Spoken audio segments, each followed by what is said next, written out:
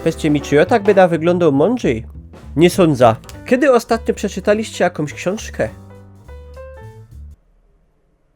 Ja na przykład bardzo dawno nie przeczytałem żadnej, ale ostatnio w moje ręce, w zasadzie tak metaforycznie, bo niestety książka ta jest wydana w 1934 roku i pomimo moich usilnych starań nigdzie nie zdołałem jej kupić. Była to krótka dość, bo około 60-stronicowa książka pod tytułem Święty Jacek, pierwszy Ślązak w chwale błogosławionych.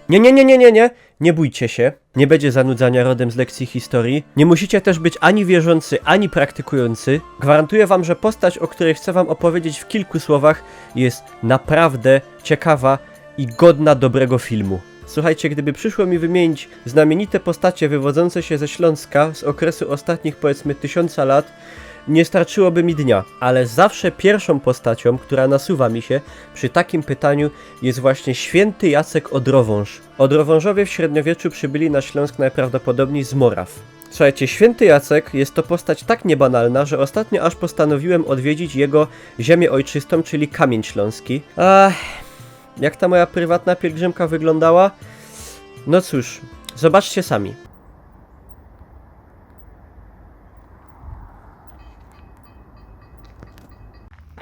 No, zapowiada się dobra przygoda. Myślałem, że trzeba iść tam, a trzeba iść tam. I to 5 kilometrów. Ale święty Jacek przeszedł pół Europy, to ja przejdę przynajmniej to. Kochani, nie wiem, czy sobie zdajecie sprawę, ale właśnie tutaj, o ten kamień, opierał się święty Jacek podczas swojej pierwszej wyprawy. Tak naprawdę to nie wiem, czy się opierał. Do sanktuarium mam 5 km, czyli jakąś godzinę drogi pieszo, a ostatni pociąg do Gliwic, czyli do miejsca, z którego jako tako mogę się dostać do domu, odjeżdża za godzinę.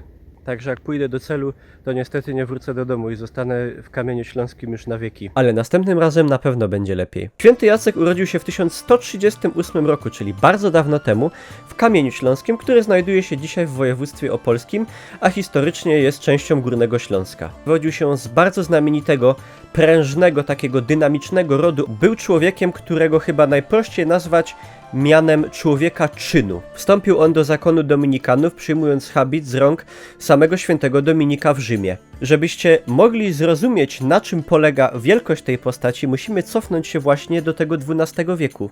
Polska w tamtym momencie rozbita jest dzielnicowo i jeżeli wierzyć książce na temat świętego Jacka, to w tamtym czasie podróż z Krakowa do Rzymu trwała 6 tygodni i większość tych podróży, których dopuszczali się duchowni, zakonnicy tamtego czasu, była przeprowadzana nawet nie konno, a pieszo. Zakonnicy tamtych czasów nie brali nawet ze sobą jakichś wielkich zapasów czy finansów na te podróże. Oni po prostu w jednym habicie wyruszali w podróż, licząc na łaskę ludzi, których będą spotykać po drodze, że ugoszczą ich jakąś strawą i ewentualnie noclegiem. Także wyobraźcie sobie w takiej sytuacji, że święty Jacek podczas swojej wielkiej misji głoszenia Słowa Bożego, nie dość, że trasę pomiędzy na przykład Krakowem a Wrocławiem przemierzył, gwarantuję wam więcej niż wy zjedliście w życiu kotletów schabowych albo roladów. Przemaszerował on razem ze swoimi kamratami, między innymi z Czech i z Niemiec, wzdłuż i wszerz całą Polskę podczas swojego życia co najmniej kilkanaście razy. Oczywiście setki razy przemierzał Śląsk, między innymi związana jest z nim kilka legend z znajdującego się w granicach mojego miasta rodzinnego Bytomia Rozbarku, gdzie na marginesie znajduje się kościół świętego Jacka. Właśnie w tamtych rejonach miał on rzekomo podczas swoich podróży głosić kazania. Dodatkowo święty Jacek podróżował na północ, gdzie głosił Słowo Boże wśród pogańskich Prusów, do Czech, na Morawy,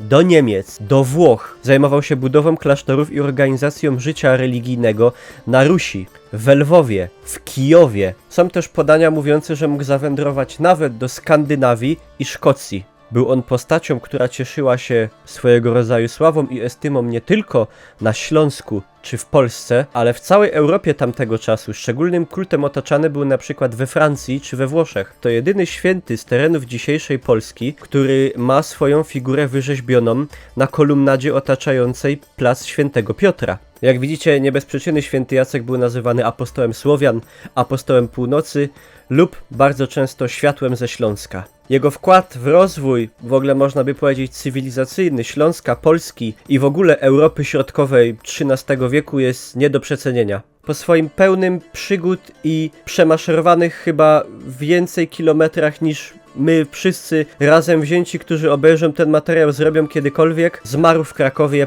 15 sierpnia 1257 roku. W wieku 74 lat, co jak na XIII-wieczną Europę było naprawdę niezłym wynikiem. Powiem wam, że postać świętego Jacka jakoś tak zawsze wyjątkowo do mnie przemawiała. Gdzieś tak właśnie po przeczytaniu tej książki o świętym Jacku doszło do mnie, że jeżeli by stawiać sobie kogoś za wzór, to właśnie jest idealna postać. Oczywiście nie znaczy to, że w tym momencie zarzucę tobołek na plecy i pójdę do Rzymu. Byłoby super, ale chyba bym się jednak trochę bał. Także kiedy następnym razem udacie się może gdzieś do swojej okolicy lub zobaczycie kościół świętego Jacka, czy bardzo popularną w Polsce księgarnię świętego Jacka, a być może oprócz znajomości tego imienia gdzieś w ogóle nie mieliście żadnego pojęcia na temat tej postaci, to już teraz po filmie Niklausa skojarzycie postacią jakiego kalibru jest to związane. Ja oczywiście tą postać tutaj przybliżam, jak to się mówi symbolicznie, w 2 słowach. Ja polecam wam choćby rzucić sobie okiem na artykuł na temat świętego Jacka na Wikipedii, a gdyby ktoś był zainteresowany,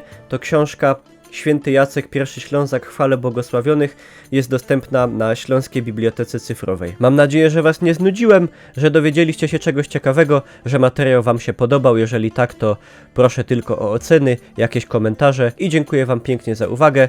Trzymajcie się i wszystkiego dobrego.